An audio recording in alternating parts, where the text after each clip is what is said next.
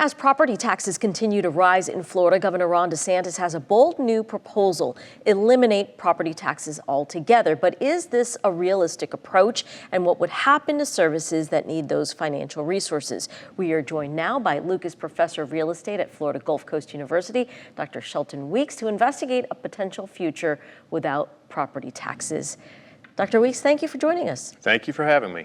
So the governor's proposal was met with some skepticism.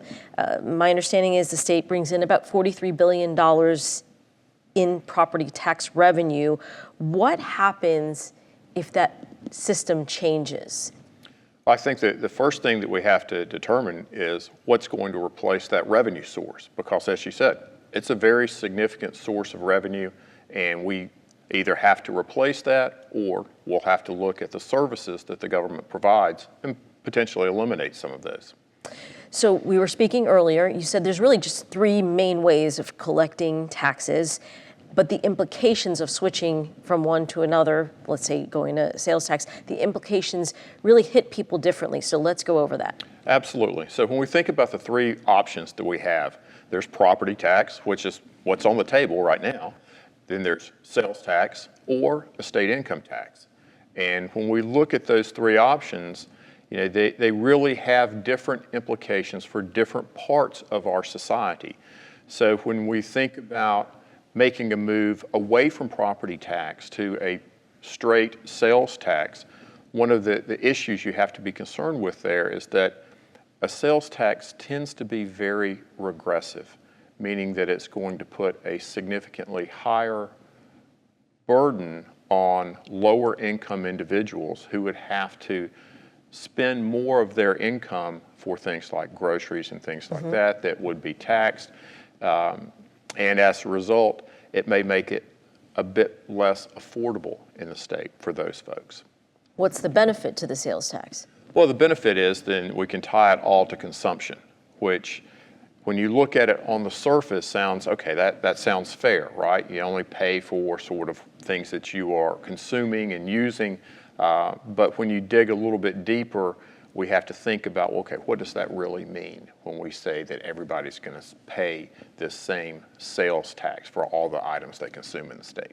I believe the governor mentioned rate taxing tourists. This is a way to tax tourists more heavily. Sure. We have a lot of folks that come here and spend a lot of money every year, and that really helps our economy. So we could shift a good portion of the burden to those visitors by going to a sales tax. But we have to realize when we do that, that makes vacationing in Florida more expensive.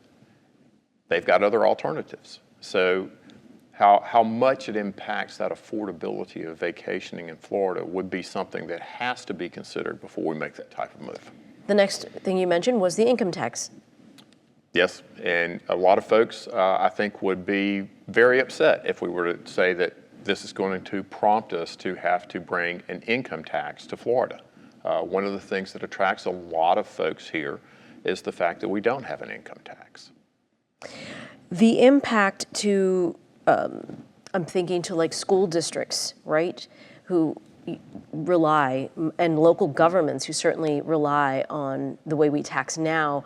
I mean, how big do you think the implications would be for smaller governments? Well, the degree of the implications really would hinge on how effective we are in replacing that revenue stream and the method that we're going to use to collect that.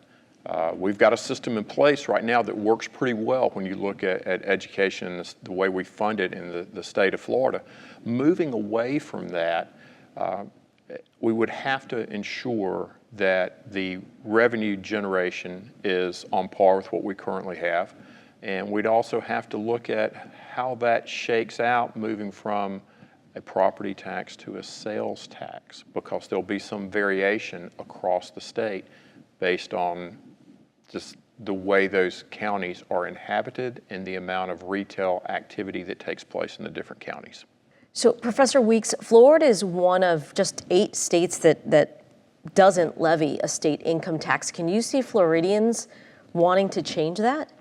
Now, I think it'd be very unlikely that Floridians would embrace the introduction of a state income tax.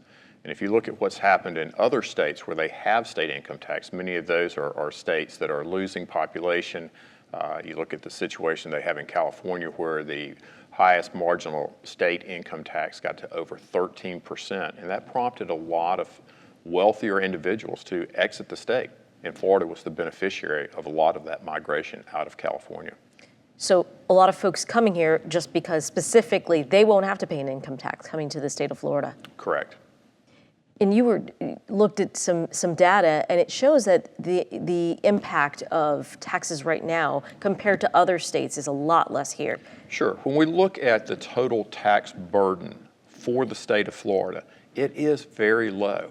So it's a little over 6%, the total tax burden on average in Florida. And that's a very good number in terms of not having a higher burden. Some states are more than twice that. Dr. Shelton Weeks, thank you so much for joining us. We appreciate it. Thank you for having me. Thanks for watching. We've got more great content for you, from news to the arts to the environment. So be sure to like and subscribe to WGCU's YouTube channel and follow us on our social media platforms for the stories that matter to you.